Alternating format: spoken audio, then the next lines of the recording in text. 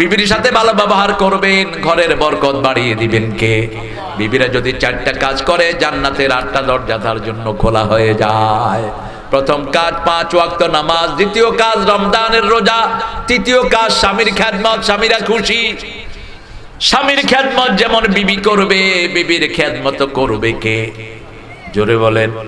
স্বামী রাসূল নিজে মা আয়েশার খেদমত করেছেন।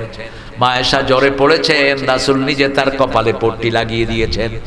আবার রাসূল নিজে তাকে নিজের হাতে তুলে মুখে করে খাইয়েছেন। বিবিকে আগে খাওয়া দিবেন, এটা রাসূলের সুন্নাহ। কোন কাজে বিবিকে একা ছেড়ে দিবেন না। নিজে যেটা খাবেন বিবিকে সেটা খাওয়াবেন, নিজে যেটা পরবেন বিবিকে সেটা দিবেন, নিজে যেই বিছনায় থাকবেন বিবিকে সেই বিছনায় রাখবেন। বাচ্চা বেশি হওয়ার কারণে আলাদা ঘরে গিয়ে শোয়, এরকম জামাই আছে না নাই? কথা বলেন না কেন? বাচ্চা কাঁদে দেখে উনি ঘরে শোয় না, উনি আলাদা শোয়। তুই বেয়াদব, তুই রাসূলের সুন্নত বিরোধী, তুই বিবির সাথে থাকবি। সন্তান জন্মের পরে শুধু মায়ের ডিউটি না, বাপেরও ডিউটি ওটাকে পালন করা। বাপ কামাই রুজি করবে ঠিক, কিন্তু বাকি সময় কি করবে? বাকি সময় কি করবেন? স্ত্রীকে দিবেন। মা আয়েশাকে জিজ্ঞেস করা হলো, রাসূল সাল্লাল্লাহু আলাইহি ওয়াসাল্লাম ঘরে কি কাজ করেন? মা আয়েশা বললেন, ঘরে ঢুকেই নিজের স্যান্ডেল যদি ছেঁড়া থাকে সেলাই করেন, নিজের কাপড় সেলাই করেন, নিজের কাপড় নিজে ধোয়, রান্না বাড়ার কাজে আমাদেরকে সহযোগিতা করে। আল্লাহর পরে যেই মানুষের মর্যাদা, তিনি যদি মানুষের এরকম খেদমত করতে পারেন, আপনার হয়েছেটা কি? হ্যাঁ, অনেক পুরুষ দূরে চাকরি করে, সপ্তাহে একদিন বাড়ি আসে, এরকম পুরুষ আছে না নাই? একদিন বিবিকে সময় দেন। টাকার পয়সা রোজগারের জন্য বিদেশে পাড়ি জমানোর দরকার নাই। যদি বিদেশে যান বিবিকে নিয়ে যান। কোরআন বলছে 4 মাসের বেশি বিবি থেকে তুমি আলাদা থাকতে পারবা না।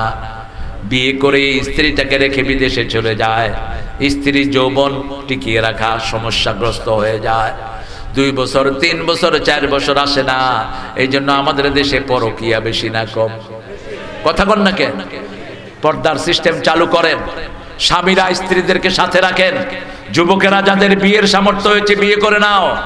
বিয়ের সামর্থ্য মানেই মহারানা দিতে পারো, মহারানা দিতে পারো যারা বিয়ে করে নাও। রাসূলের কাছে এক মেয়ে এসে বলছেন, ইয়া রাসূলুল্লাহ আপনি আমাকে বিয়ে করেন। রাসূল চুপ করে আছেন, নিচের দিকে তাকিয়ে আছেন। একজন সাহাবী দূরে বসা, ইয়া রাসূলুল্লাহ আপনি যদি বিয়ে না করেন আমার সাথে এর বিয়ে দিয়ে দিন। রাসূল বলছেন মহারানা আছে? কয় না,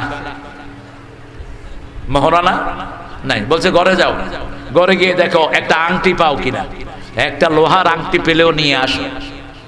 আয়েশা বলল ঘরে কিছুই নাই। তোমার কাছে কোরআন আছে না কি আছে, কিছু সূরা আছে না কি আছে? ওই সূরার বিনিময়ে ওই মহিলাকে রাসূল বিয়ে পড়ায়া দিলেন। ইসলামটা কত সুন্দর, কারণ কোরআন শিক্ষা দেয় এটাও মহারানার কাজ, ঠিক না ঠিক? মহারানা ছাড়া যারা বিয়ে করে তার বিরোধী কাজ করেছো। যৌতুক এসেছে অন্য ধর্ম থেকে, তোমাদের অন্য ধর্মের সাথে হাসর হবে। মান তাশাব্বাহা মিনহুম মান তাশাব্বাহা বিকওমিন ফাহুয়া মিনহুম। যে ধর্মটা তুমি গ্রহণ করেছো সেই ধর্মের সাথে তোমার হাসর হবে। খবরদার, বিবিকে কখনো তুই তঙ্গারি করে ডাকবা না। আশিরুহুন্না বিল মারুফ, অত্যন্ত বিনয়ের ব্যবহার বিবির সাথে করবা। মেয়ে মানেই বরকত, মেয়ে বেশি যেই ঘরে বরকত বেশি। রাসূল বলছেন যে 3টা মেয়েকে লালন পালন করবে, নেককার স্বামীর সাথে বিয়ে দিবে, ওই মেয়ে এইভাবে আমার সাথে জান্নাতে থাকবে। সাহাবী বললেন আল্লাহর হাবিব যার একটা মেয়ে আছে তার কি হবে? রাসূল বলছেন সেই জান্নাতি। যার 2টা মেয়ে আছে সেই জান্নাতি। মেয়েকে মারার চিন্তা করবে না, মেয়েকে না খেয়ে রাখবে না। ওই মেয়েকে যদি সে প্রাধান্য দেয়, ওই মেয়ের কারণেই তার গুনাহগুলো মাফ করে দিবেন কে? আবার রাসূল বলেছেন কন্যা দায়গ্রস্ত পিতা মেয়েদেরকে অনেকদিন বিয়ে দিতে পারে না, এরকম মেয়েরা আছে না নাই? হ্যাঁ, হায় রে মুলুবিরা, মুলুবিগুলোই বেশি অমনোযোগী মাহফিলে। ওই যে ওখানে 2 মুলুবি আড্ডা মারতেছে, খেয়ালও নাই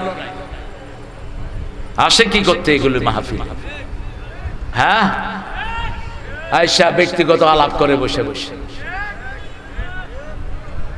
আল্লাহ আমাদেরকে বোঝার তৌফিক দান করেন। মেয়ে যাদের প্রথম হয় এরা বরকতময়, এরা কি বরকতময়। রাসূল সাল্লাল্লাহু আলাইহি ওয়াসাল্লাম বলছেন, কন্যা দায়গ্রস্ত যে সমস্ত পিতামাতারা বিভিন্ন কারণে কন্যাকে বিয়ে দিতে পারছে না, এই কন্যা সিত্রাতুম মিনান নার, জান্নাতের জন্য আড় হয়ে যাবে। পিতামাতাকে জান্নাতে নেয়ার জন্য এই দুই মেয়ে সবচেয়ে বেশি সহযোগিতা করবে। জাহান্নাম থেকে এরা সিত্রা হয়ে যাবে। এই জন্য মেয়ে ঘরে থাকলে কখনো মনে কষ্ট নেবেন না, ওই মেয়ের জন্য দোয়া করেন। মেয়েকে আগে দেন, বন্টনের সময় আগে মেয়েকে দেন, আগে মেয়ে তারপরে ছেলে। কিন্তু আমাদের দেশে বহু পিতামাতা মেয়েকে দেয় না, সব ছেলেকে দিয়ে দেয়।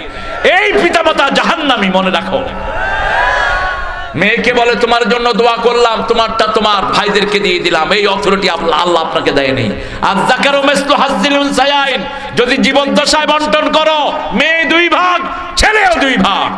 বুখারীর নোমান ইবনে বশিরের হাদিস, মেয়েকে 2 ভাগ, ছেলেকেও 2 ভাগ। আর মৃত্যুর পরে যদি বন্টন হয়, আয-যাকারু মিসলু হাজ্জিল উনসায়াইন, ছেলে পাবে 2 ভাগ, মেয়ে পাবে 1 ভাগ। মেয়ে পাবে 3 জায়গা থেকে, মেয়ের অংশে কোনো খরচ নাই। একটা মেয়ে যদি সারা জীবন 1 পয়সা স্বামীর সংসারে খরচ না করে, মেয়ে গুনাহগার হবে না। কিন্তু যে ছেলে মেয়ের জন্য খরচ করতে পারবে না, সে যেন বিয়ে না করে। যে ছেলে মেয়ের খরপোশ চালাতে পারবে না, সে যেন রোজা রেখে তার যৌবনকে হেফাজত করে, বলেছেন মুহাম্মদ সাল্লাল্লাহু। আমরা ফাইনালি ইমানদার হব, মুমিন হব। ইমান আছে যেখানে, আমরা আছি যেখানে, ইমানের জন্য যদি জান দিতে হয়, শহীদ হতে হয়, রাজি আছে না নাই? একটু হাত তুলে দেখা দাও মুসলমান।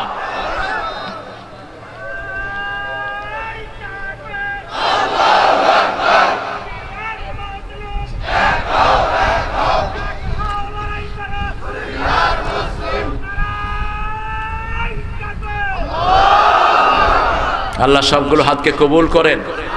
শাহাদাতের দোয়া করবেন প্রতিদিন, পড়েন আল্লাহুম্মা আরযুকনি শাহাদাতান ফি সাবিলিক ওয়াজআল মাউতি ফি বিলাদে রাসূলিক। এই দোয়াটা ওমর ফারুক করতেন। এটার বাংলা হলো, হে আল্লাহ, বলেন হে আল্লাহ, আমাকে আপনার রাস্তায় শহীদ করেন। আপনার নবী আলাইহিস সালাম যেই ভূমিতে ঘুমিয়ে আছেন, সেখানে আমার কবরের ব্যবস্থা করেন। কি অসাধারণ দোয়া! এখানে মারা গেলেও আপনার কবরের সাথে রাসূলের যোগাযোগ করিয়ে দিবেন কে? যে অন্যকে মাফ করে দেয়, তাকে মাফ করে দিবেন কে? আপনি মাথায় রাখবেন, এক সাহাবীকে রাসূল 3 বার জান্নাতের খোঁজখবর দিয়েছেন। তিনার গুণ ছিল রাতে শোয়ার আগে সবাইকে মাফ করে দিতেন, কারোর জন্য কোনো হিংসা রাখতেন না। আমরা এখন সবার জন্য দোয়ার হাত তুলছি, আল্লাহুম্মা আমিন। লা ইলাহা ইল্লা হুয়াল হালিম সুবহানা রাব্বিল আরশিল আযীম। আল্লাহুম্মা সাল্লি ওয়া সাল্লিম আলা নাবিয়িনা মুহাম্মদ ওয়া আলা আলিহি ওয়া সাহবিহি আজমাইন। ربنا ظلمنا أنفسنا وإن لم تغفر لنا وترحمنا لنكونن من الخاسرين। কালিকাপুর বাজার জামে মসজিদের উদ্যোগে আয়োজিত রংপুরের কিশোরগঞ্জ থেকে হাজার লক্ষ জনতা নিয়ে এই পড়ন্ত বিকেলে আপনার কাছে ভিক্ষার হাত তুলেছি। আপনার নবী আলাইহিস সালাম বলেছেন, খালি হাতে আপনি কাউকে ফেরত দিতে লজ্জাবোধ করেন। আমরা হাত পেতেছি, আমাদের জীবনের গুনাহগুলো আজকে মাফ করে দেন। আজকের নামাজ, আজকের রোজা সহ সারা জীবন যা ইবাদত করেছি, আপনারা শাহী দরবারে কবুল করেন। তার হাদিয়া সমস্ত আম্বিয়া কিরামের আরওয়াহ মোবারকে পৌঁছিয়ে দেন। বিশেষ করে যেই নবী আলাইহিস সালাম সারা জীবন উম্মতি বলে কেঁদেছেন, সেই নবী আলাইহিস সালামের রওজা মোবারকে আমাদের সওয়াব পৌঁছিয়ে দাও। এই পর্যন্ত যত মুমিন মুমিনাত, মুসলিম মুসলিমাত কবরের বাসিন্দা হয়েছে, সবার আরওয়াহে সওয়াব পৌঁছিয়ে দাও।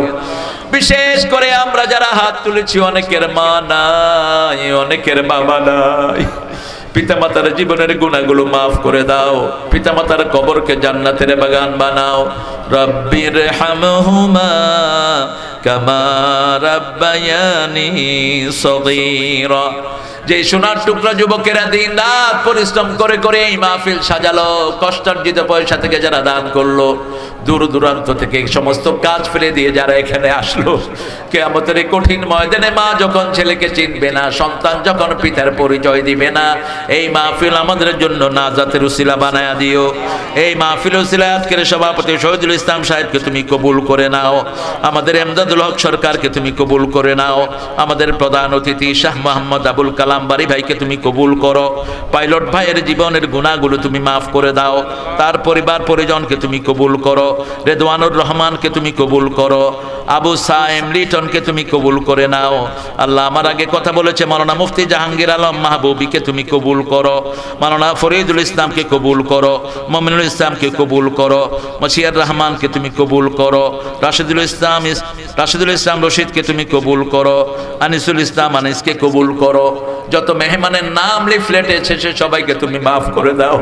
আল্লাহ আমাদের যত দাড়ি পাকা মুরব্বী সবাইকে আবু বকর রাদিয়াল্লাহু মতো কবুল করো, যুবকদেরকে সাইয়েদনা হামজার মতো ঈমান দান করে দাও। আমাদের যত মা বোন এসেছেন মায়েশা ফাতেমা রাদিয়াল্লাহু আনহার মতো কবুল করো। আমাদের যত হিন্দু ভাই বোন এলাকায় আছেন তাদেরকে ইসলামের জন্য কবুল করো, তাদের দুঃখ দুর্দশা তুমি দূর করে দাও। আল্লাহ আমাদের এসপি ডিসি ওসি পুলিশের সদস্যরা র্যাব ডিবিএসপি সবাইকে তুমি কবুল করো, তাদের গুনাহগুলো তুমি মাফ করে দাও। বাংলাদেশকে তুমি রহমত দিয়ে মালামাল করে দাও। সমস্ত রকম বিপদ এবং মুসিবত থেকে আমার দেশকে তুমি হেফাজত করো। বিশেষ করে যেই মসজিদের উদ্যোগে মাহফিল হচ্ছে মসজিদ থেকে মসজিদে নববীর মতো কবুল করো, মসজিদ কমিটিকে তুমি কবুল করো, সেই সাথে সারা দুনিয়ার মসজিদগুলোকে তুমি কবুল করে নাও। যেই ঘরে খাওয়ার ব্যবস্থা হয়েছে ঘরের লোকদেরকে তুমি কবুল করো। আল্লাহ যেই খালেস নিয়তে হাত তুলেছে তার নিয়তগুলো তুমি পূরণ করে দিও। আল্লাহ যত রোগী এখানে এসেছে রোগ ভালো করে দিও, যত অভাবী এসেছে অভাব দূর করে দিও।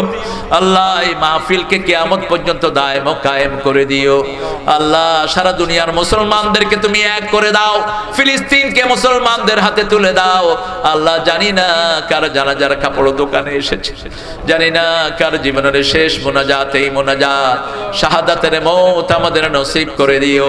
মৃত্যুর সময় জবানে জারি করে দিও লা ইলাহা ইল্লাল্লাহু মুহাম্মাদুর রাসূলুল্লাহ।